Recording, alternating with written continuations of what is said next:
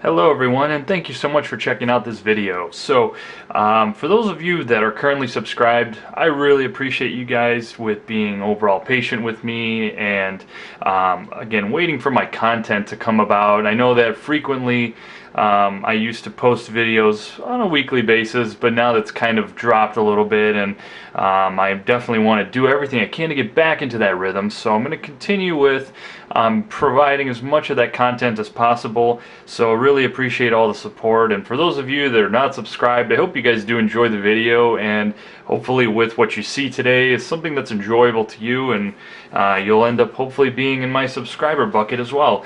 But anyway, so what I have in front of me today and all of you guys is going to be a very simple field strip process for my WeTech Desert Eagle. Now, this is going to work for all variants that are out there for WeTech Desert Eagles, so there's really no worry as far as questioning, oh, will this work for the black color, for the multicolor or custom colors that they offer, or, you know, in this case, like the silver or chrome edition.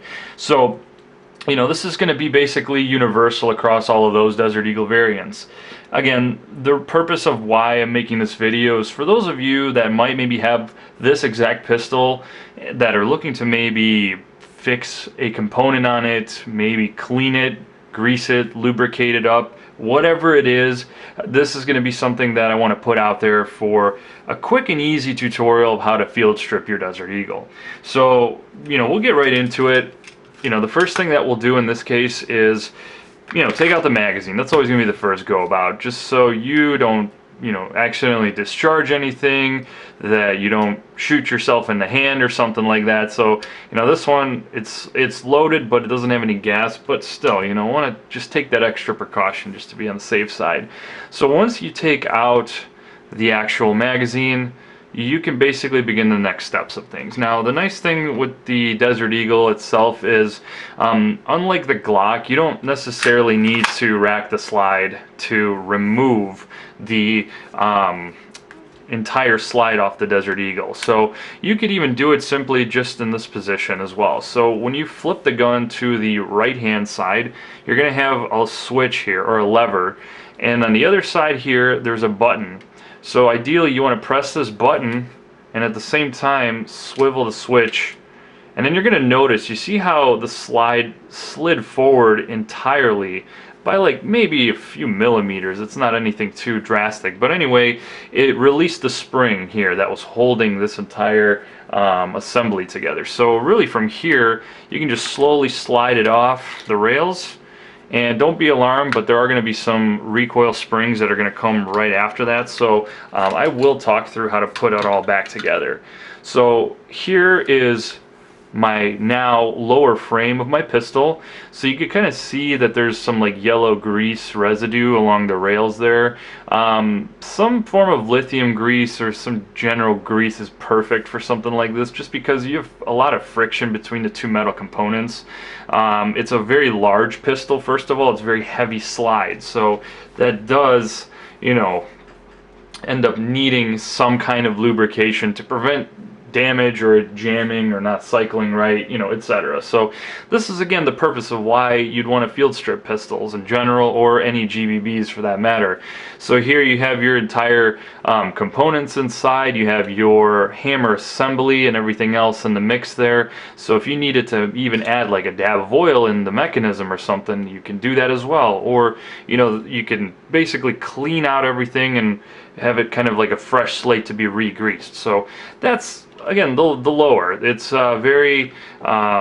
very simple. There's not really too much moving parts with the lower portion of the pistol.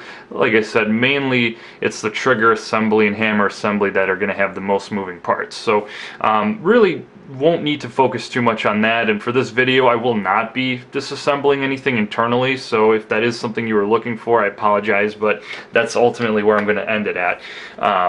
Then from here you're going to have a few other components that we're going to be made up as far as the upper slide, or the slide, I'm sorry, not upper slide, but you're going to have your recoil springs, and then you're going to have your entire assembly. So it's going to come out pretty intact. Like you could literally see I'm holding it up and it's keeping itself together. And then really this thing is the only thing that kind of falls out on its own, the recoil spring. It's kind of hard to lose these because they're actually connected together. So this is again another component that would be good for cleaning. You know, you'd clean off all the old grease that might be on there, clean off any other contaminants, and basically re-grease it, respray it, and it's good to go. Now, when we're talking the slide in its entirety, you can just take the outer barrel and move it forward and then lift up, and then from there it'll come out of its groove. You can't just pull it forward because you're going to have this thing at the front of this portion of the slide stop, because it's going to hang itself up on this little piece here. So for the outer barrel, it's also going to be one that has a little bit of grease to it, because again, remember, some of the friction kind of comes along these points, and the front of the other part of the slide pretty much hits the front here, so there's some grease residue that just accumulated over time. So again, this is another thing where you could take a rag, clean it off, and reapply new grease if you needed to. But in this case, I'm not going to focus too much on that. This is just a general field strip, but everything else is going to be intact. You have a lot of these components are screwed together, so you don't need to worry about anything there. It's a Phillips screwdriver if you do need to take that piece off for any reason. And then the rest of it here is just going to be some push pins to take out the inner barrel, the bucking, and then you could even adjust your hop up here as well. So you have a screw right at the top here, and that's basically what you're going to end up using when you are trying to make adjustments there. So I'm actually going to just zoom in briefly on this so you guys can kind of see what I'm talking about. So you can see here's your bucking, your inner barrels sitting inside your outer barrel, and then here's your little area where you can actually turn to adjust your hop up. If I'm not mistaken, I'm pretty sure there's a key of some sort that would go in here. I just don't have that at the moment, but that's where you would basically go in to make those adjustments. So again, that's kind of the other benefit of knowing how to field strip this. So then that way, you know, you can easily adjust things. But the nice thing with the Desert Eagle is you have a lot of space when you rack the slide back to actually slip that tool in there to adjust it. So you don't necessarily need to go the full route of disassembling it for that purpose. But like I said, this is just a general video. We'll move over now to the next part of the slide. So this is going to be kind of the rear portion. So it's made up of two pieces of metal essentially, and that's kind of the unique thing about Desert Eagles, is the way that they assemble and disassemble. So this is pretty much going to be where, again, you see I have some grease along the rails there. That's what's going to be sliding on the frame, lower frame rails. So you can see that I have, you know, a good chunk of grease in there. It's not a bad thing to put a little bit more than usual, but you don't want to do too much, because that can also attract a lot of contaminants and kind of gum it up over time if you're not, you know, monitoring it carefully. You can clean a lot of this stuff up with just a Q-tip. It's pretty small enough to where it can get into a lot of these crevices and openings, especially near the blowback unit area. So that's where, again, the blowback unit is. So again, if anything needs to be changed there, it's pretty straightforward, and it's just held together by 3 Phillips screws, and obviously you're held together here by the selector switch. So the selector switch is going to be a straight head screwdriver. And then from there, that's about it, really. You know, there's not too much here. This is certainly a much simpler construction and assembly and disassembly compared to the KWC Desert Eagle. That one's a little bit more complex because there's some parts that you need to press down properly in order for it to basically be put together without any issues. So now if I wanted to reassemble this, it's pretty much just backtracking your steps. So you're going to take your outer barrel, you're going to reinsert it like this, and then just slide it forward until it makes flush contact with the other portion of the slide. So you can see I really don't have any major openings anywhere. So I know that it's basically in there pretty snug.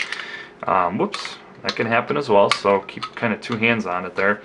The other thing now is going to be the recoil spring. So this is going to be where it's a little bit tricky at times. So you really have to just align it right, and you know, give yourself the patience ultimately to do it right. So you're going to notice that the recoil spring has this little end piece with a notch kind of sticking up. Really the bigger part of it is that as long Alright, so seems like my camera kind of cut out there, but anyway, so my recoil guide rod, I'm taking this little notch and I'm going to go ahead and insert it here at the front. There's actually a slit here that's proprietary to this little piece, and it's going to pretty much fit together like so. So pretty much you're going to be looking at something like this, and as long as your Desert Eagle slide is looking like this, you have put it together correctly. So now really the next step of it is you're going to now take your frame of your pistol, your lower frame, and you're going to hold the Desert Eagle kind of in this direction. I'm holding it with my left hand. With your right hand, you're going to take the slides of the lower frame of the pistol, and you're going to just align them together and slide it forward. So the other thing you can kind of notice too here is my recoil springs. They must look like this as you're sliding it in. They shouldn't move around at all, because otherwise it's going to give you issues. So the only thing there is you just push it all the way forward until this gap kind of closes here in the front like so, and you're flush here. So remember, you have a little bit of free play here. You see that? So with your hand, just press against the front of the barrel, and then with the other hand, flip the switch back in its stationary position. So now you're basically locked in, you're good to go. It's always good to do just a test rack to make sure that it works properly. Your recoil springs are set, and then boom, we are good. So that's again a successful field strip right there. You can now reinsert your magazine, and then you're basically ready to go. You know, this is a pretty straightforward process. It's nothing too intense. The purpose of this is just to show you the simplicity of field stripping the WeTech Desert Eagles. Just be mindful that all Desert Eagle manufacturers are different, so they may disassemble and reassemble differently than the WeTech counterpart. But anyway guys, I really hope that you enjoyed this video. I hope it was something that was more of an educational piece, especially for those of you that might have a Desert Eagle, might be new to the Desert Eagle world and trying to get an understanding of how these pistols work.